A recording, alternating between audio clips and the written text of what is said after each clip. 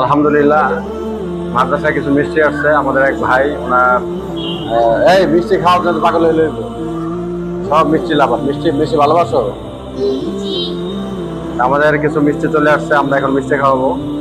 আসলে মিষ্টিটা খাওয়া দিলে ভালো হয়, মিষ্টি যদি হাতে দেওয়া হয় তাহলে হাত নষ্ট হয়ে যায়। আজকে আমরা ইনশাল্লাহ ওদেরকে মিষ্টি খাওয়াই দেবো। আমাদের সাথে থাকুন, দেখতে থাকুন। আশা করছি আজকে ভিডিও আপনাদের কাছে ভালো লাগবে।